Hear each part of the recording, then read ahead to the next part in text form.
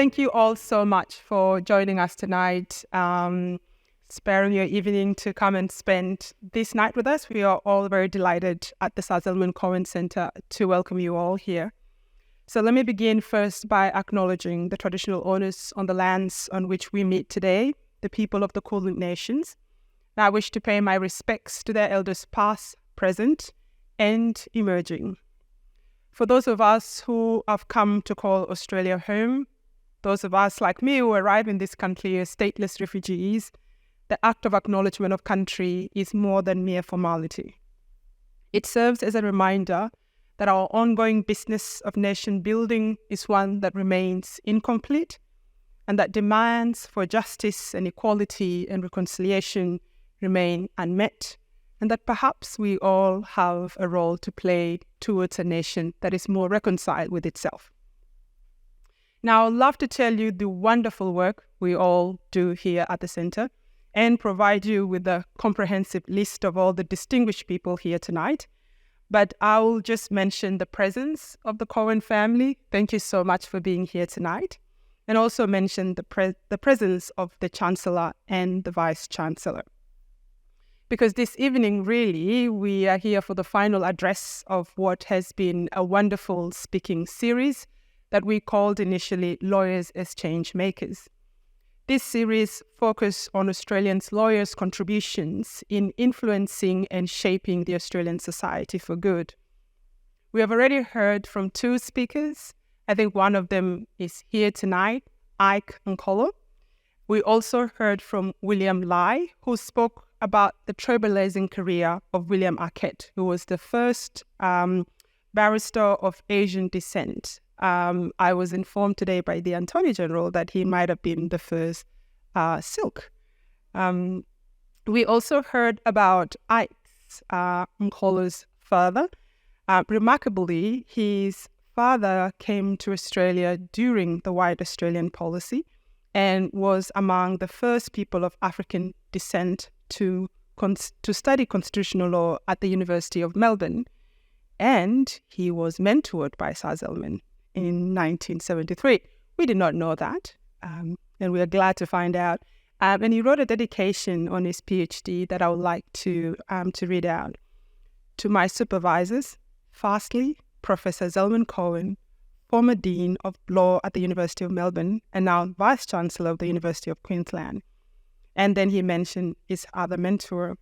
He said, I wish to acknowledge my sincere thanks. The depth of learning was an inspiration to me for their guidance, for very valuable assistance in all sorts of ways and encouragement at all times. But particularly during the trying times when, owing to the pressures with which Nigeria's civil war subjected me, I was often tempted to discontinue this effort. I'm deeply grateful. When we started this series, we not only wanted to showcase the work of lawyers that went beyond their professional career and their contributions to the wider society, we also wanted to show the importance of mentorship. And we were delighted to find that connection between Ike Nkolo's father and Sir Zelman. Tonight, though, we are here to hear about Sir Zelman's contributions himself by having our final address of this series delivered by the Honourable Mark Dreyfus. These are not formal notes, so I might get it wrong. I really want to thank the Attorney General for coming here. He was at another event and I interrupted, hopefully not rudely, and said, can you come and speak at our centre? And just having been elected, probably quite busy, he still said yes. So I'm really thankful that you've made the time. And I'll now like to welcome the Honourable Steve Brack, AC, to give the formal introduction.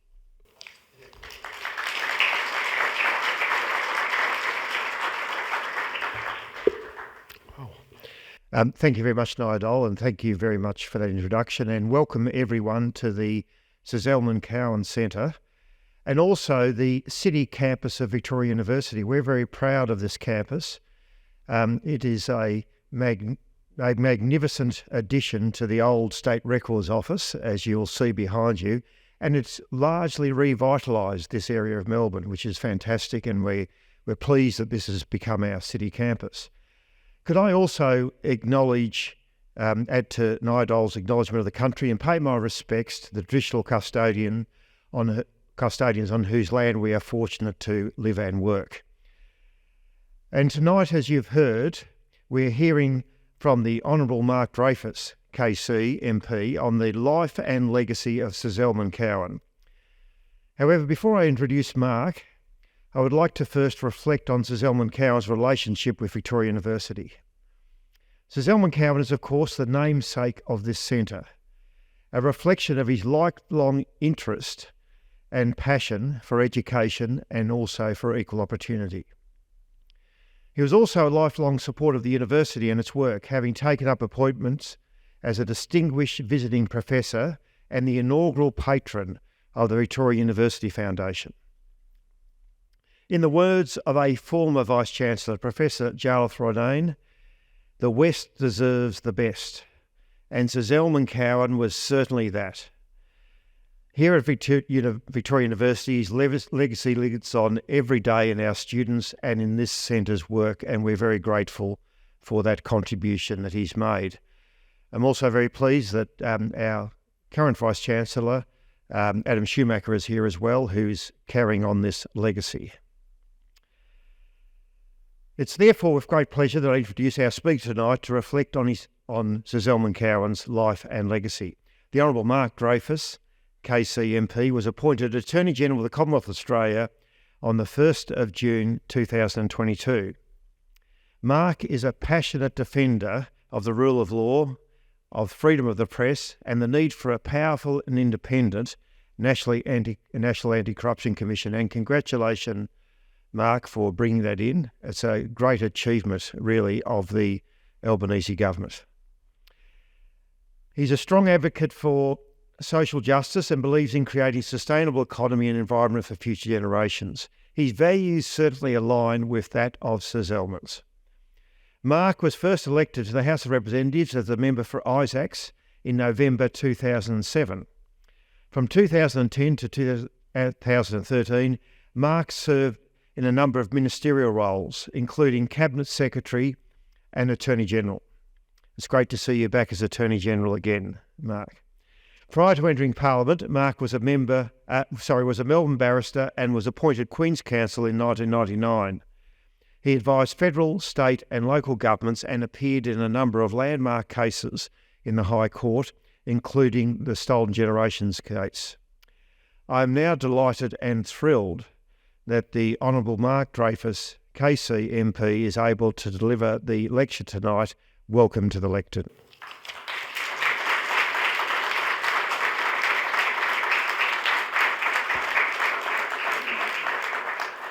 Thank you very much, Steve, for that generous introduction.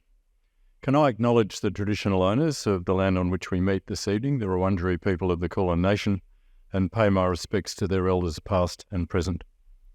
I acknowledge Aboriginal and Torres Strait Islander people who are here with us tonight. I'd also like to thank Nigel Nguyen, the Director of the Sir Zelman Cowen Centre here at Victoria University, for inviting me to speak today. It's a particular honour to speak on the life and legacy of the late Sir Zelman Cowen. It's a tribute to Sir Zelman that so many are gathered here to honour him, and I thank all of you for attending. And I acknowledge Steve Bracks, the Chancellor of Victoria University, Professor Adam Shoemaker, the Vice-Chancellor of Victoria University, members of Sir Zelman's family, members of the Advisory Board of the Sir Zelman Cowen Centre, members of the legal profession, I recognise some old colleagues here, and staff and students of Victoria University, and the many other distinguished guests who are present. I had the great privilege of meeting Sir Zelman on many occasions. His generosity, wit, and intellect were always evident. He was the patron of my football team, St Kilda Football Club. And I see that this is seen here as a relevant fact. We're in Melbourne, after all. He was an active participant in Melbourne's Jewish community, and I'd see him from time to time at community events and at Temple Beth Israel in Melbourne.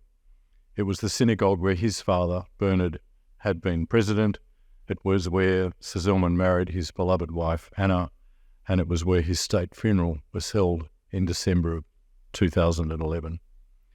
Last year, many gathered at Temple Beth Israel for the funeral service of Lady Anna Cowen. Lady Cowen married Sir Zelman in 1945 and became an extraordinary public figure in her own right. She was, as Peter Wertheim, the co-CEO of the Executive Council of Australian Jewry, has described her, a passionate proponent of gender equality and environmental sustainability long before these causes became mainstream. Following the Second World War, a very special generation of legal academics emerged in Australia. Sir Zelman Cowen was one of these academics who assumed leading roles, not just in academia, but in broader public life. Former High Court Justice Michael Kirby has referred to Julius Stone in Sydney, Geoffrey Sawyer in Canberra, and Zelman Cowen in Melbourne as a trinity of Australian law teachers who had a mighty impact on our public life. Sir Zelman was a prodigious scholar and a public intellectual. He was instrumental in changing how Australian law schools worked. After becoming Dean of the Melbourne Law School in 1951, at the age of 31, Sir Zelman reflected on the culture of scholarship he had experienced in his time at leading American law schools and pivoted the law school away from the purely vocational emphasis of its past. As Dean, he hired full-time teachers and encouraged postgraduate study and serious, dedicated scholarship. Sir Zelman created the Melbourne University Law Review, which is now one of Australia's leading generalist law journals. Almost all law schools across Australia followed his lead over the next few decades. Sir Zelman also paved the way for legal academics to participate in broader national life, beyond the navigation of legal doctrine and in a new and change-making role in Australian society. As Dean of the Melbourne Law School and then Vice-Chancellor of the Universities of New England and Queensland, Sir Zelman was a leader in legal academia who made a lasting difference. Among the many contributions Sir Zelman made to Australia over the course of his extraordinary life was to write an excellent biography of Sir Isaac Isaacs. As some of you would know, I am the member for the division of Isaacs. Isaacs was the first Australian-born Governor-General, appointed, not without controversy, on the recommendation of Prime Minister James Scullin against the wishes of the King. A paper by John Waugh in the Melbourne University Law Review on Sir Zelman's biographical works says this about Sir Zelman's relationship with Isaacs. And I quote, Cowen wrote that it is not possible really to penetrate the mystery of the man's personality, that often his attitudes can be described but not explained. Perhaps, Waugh continued, having considerable charm himself, Cowen was somewhat puzzled by a person who completely lacked it. Isaacs was also Australia's first Jewish Governor-General. 10 years after the publication of his biography of Isaacs in 1967, Sir Zelman became Australia's second Jewish Governor-General, appointed by Prime Minister Malcolm Fraser following the resignation of Sir John Kerr. It's hard, from the distance of almost 50 years, to comprehend the magnitude of the task that confronted Sir Zelman upon his appointment as Governor-General. His predecessor had done profound damage to the office by dismissing Prime Minister Gough Whitlam. Those of us attracted to the quaint idea that elected government should not be removed on the whim of an unelected official representing a similarly unelected monarch believed then, and still believe, that Kerr wreaked great damage on Australian democracy. It's not too much of a stretch to say Sir Zelman saved the office of Governor-General, not least of all because, as Governor-General, he helped heal some of the divisions that Kerr's assault on our democracy had caused. Sir Zelman made an outstanding contribution to many areas of public life. Tonight, I want to focus on constitutional reform. Later this year, Australians will vote in a referendum to recognise the First Peoples of Australia by enshrining an Aboriginal and Torres Strait Islander voice in the Constitution. Referendums do not happen very often in Australia.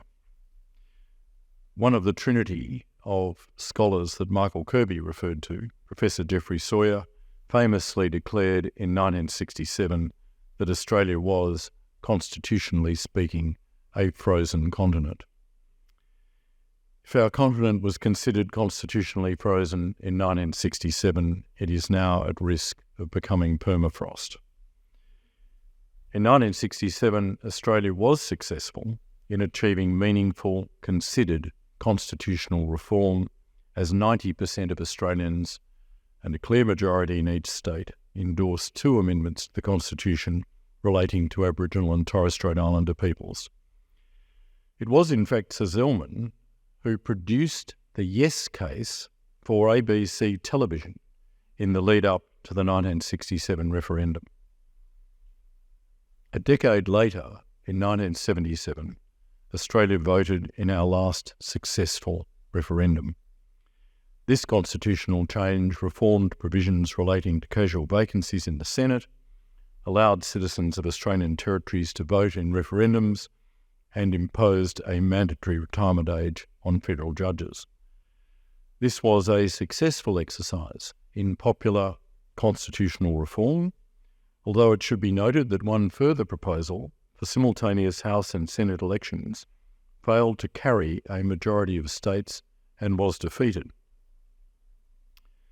Since 1977, 8 proposals have been rejected by the Australian people, underscoring the challenge of changing the Constitution.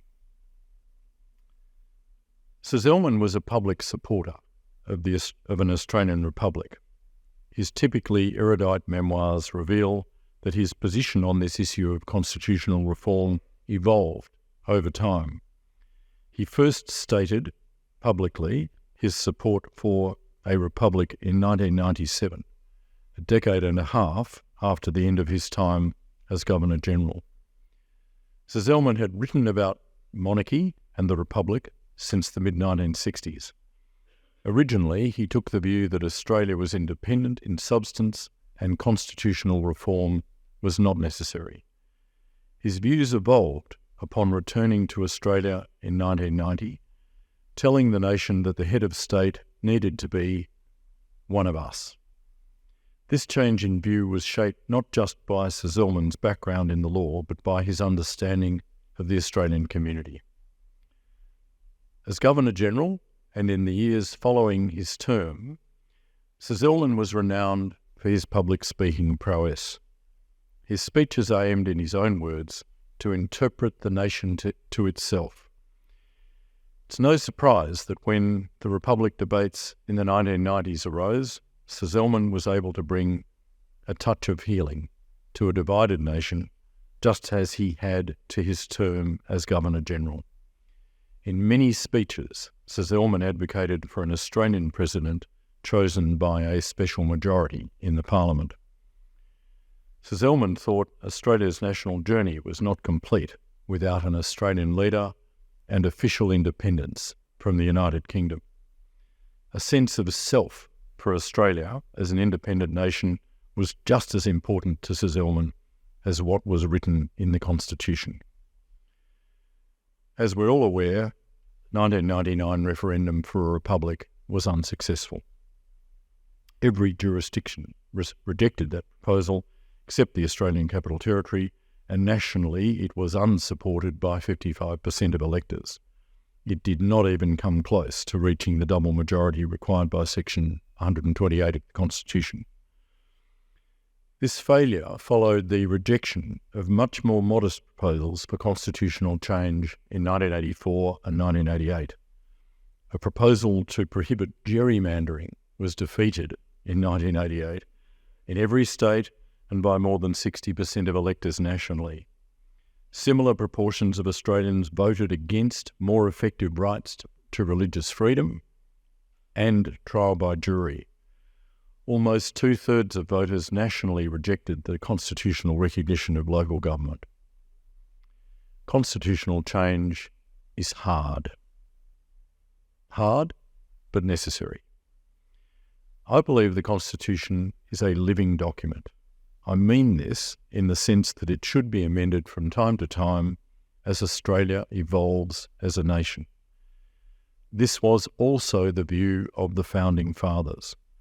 The chief author of the Constitution and former Attorney General of Tasmania, Andrew Inglis Clark, said in 1901 that the Constitution, and I quote, must be read and construed, not as containing a declaration of the will and intentions of men long since dead, but as declaring the will and intentions of the present inheritors and possessors of sovereign power who maintain the Constitution and have the power to alter it, and who are in the immediate presence of the problems to be solved.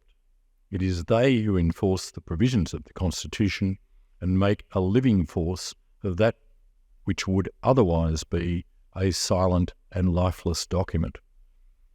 Sir Robert Garran and John Quick, who were also essential in drafting and educating the Australian people about the Constitution, made similar comments in their famous annotations to Section 128. They explained, and again I quote, "A constitution may be compared to a living organism. It is not in the nature of a living organism to remain monotonously the same from year to year and from age to age. As with individual units, so with nations, change is one of the laws of life. The constitution of a nation is the outward and visible manifestation of its national life, to the pulsations of which it necessarily responds." Quick and Garran were clear that Section 128 was not designed to prevent change, but to encourage careful scrutiny, debate and decision-making in constitutional matters. The Constitution was never intended to remain stagnant for all time. If it were, it would not include a mechanism to alter it. As Australians, the power to alter the Constitution is part of our political inheritance. We should not accept, as part of our political culture, a reflexive opposition to constitutional reform. Today, no Australian voter 63 years of age or younger has participated in a successful referendum. No voter under the age of 42 has participated in any referendum whatsoever. As Sir Isaac Isaacs once said, constitutions are made not for the moment of their enactment, but for the future. We all have a responsibility to be aware of the Constitution and its importance. It is we, the Australian people, who are ultimately responsible for maintaining and amending the Constitution to meet the changing and growing needs of our nation. This year, Australians will be asked to vote in a referendum to recognise the first peoples of Australia by enshrining an Aboriginal and Torres Strait Islander voice in the Constitution. It's an historic moment in Australia's journey to reconciliation. It's not an easy journey. As I've said already, changing the Constitution is hard, but I'm confident that Australians will embrace this opportunity. I want to take this opportunity to say a little more about the upcoming referendum and the amendment that will be put to Australians. On the 30th of March 2023, the government took the first formal step towards enshrining an Aboriginal and Torres Strait Islander voice in the Australian Constitution by introducing the Constitution alteration into the Parliament. After I introduced the bill, the House of Representatives and the Senate agreed to establish a joint parliamentary committee on the referendum. The committee process allowed Australians, including First Nations people, the chance to make formal submissions on the proposed constitutional amendment and the question to be put to the Australian people. The committee recommended that the bill be passed without amendment. The bill was passed on the 19th of June 2023, and the Prime Minister has said that the referendum will be held between October and December this year. The proposed constitutional alteration would insert a new chapter into our Constitution, Chapter 9. Chapter 9 would insert a new section, Section 129. The proposed change to the Constitution is a powerful marker of our respect for the First Nations peoples of Australia, their cultures and their elders past and present. The introductory words of the proposed amendment read, "In recognition of Aboriginal and Torres Strait Islander peoples as the first peoples of Australia." These words reflect the fact that establishing the voice is an act of recognition in the manner delegates sought in the Uluru Statement from the Heart in 2017. Enshrining the voice in the Constitution would recognise Aboriginal and Torres Strait Islander peoples as the first peoples of Australia in our nation's founding document for the first time. The voice would complement the existing structures of Australia's democratic system and enhance the normal functioning of government and the law. It would be an independent institution that speaks to the Parliament and the executive government. It would not replace, direct, or impede the actions of either. Enshrining a voice in the Constitution would ensure that it is an enduring institution that can represent the views of First Nations peoples. In 2009, when speaking about addressing the significant disadvantages faced by Indigenous Australians, Sir Zelman said, "We've still got some way to go." He was right then. It remains true today. The last line of the Uluru Statement says this: "In 1967, we were counted. In 2017, we seek to be heard. We leave base camp and start our trek across this vast country. We invite you to walk with us in a movement of the Australian people for a better future." This seminar series is titled Lawyers as Changemakers. Lawyers are not the originators of the current constitutional alteration process, but they have played a very significant role in its development. I take this opportunity to thank the Solicitor General, Stephen Donoghue KC, and the many fine constitutional lawyers in the Attorney General's Department for their work. And I thank the many eminent constitutional lawyers from outside government, including former High Court judges, legal academics, and senior barristers who've lent their expertise to this process. I hope lawyers will play an even more significant role in the coming referendum campaign. I note and welcome support for change from the Law Council of Australia and the Victorian and New South Wales bars. Lawyers have the opportunity to embrace the invitation contained in the Uluru Statement and walk with First Nations people in a movement for a better future. I encourage lawyers in this room and beyond to lend their public support to the constitutional alteration and help change Australia for the better. Finally, let me return to Sir Zelman and his legacy. As a lawyer, scholar, educator and statesman, he is without peer. He has a very strong connection to this university as Distinguished Visiting Professor, Chair of the Victoria University Foundation, and later inaugural patron. Victoria University is one of the many beneficiaries of Sir Zelman's commitment to a better society. A lawyer, yes, and a changemaker too.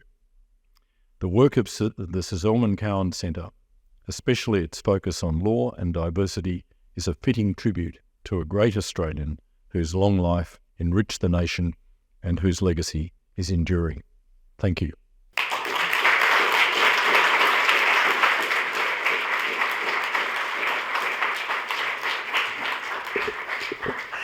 Thank you. Please join me again thanking the Attorney General for that address. Thank you. And I have made a captain call, We will not be having a Q&A session after this. I thought you'll get the joke about the captain call, but maybe I need to knight somebody for it to learn. But I think it's after that speech, and perhaps it's because I'm a recovering lawyer, there is enough for us to think about as we mingle and talk. So we will not have a Q&A session. I'll just like to thank the Attorney General and present our gift, a very small gift. And it's a coin with the face of Sir Zelman, and at the back of it, just mentioning the Lawyers as Changemakers series and being part of it. Thank you very much.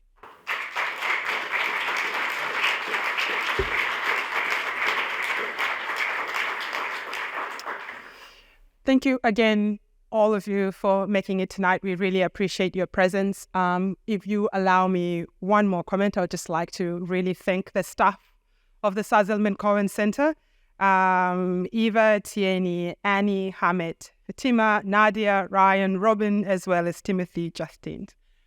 Everybody who has been involved in putting this together, thank you for all the late night. Ike, thank you for being our second speaker.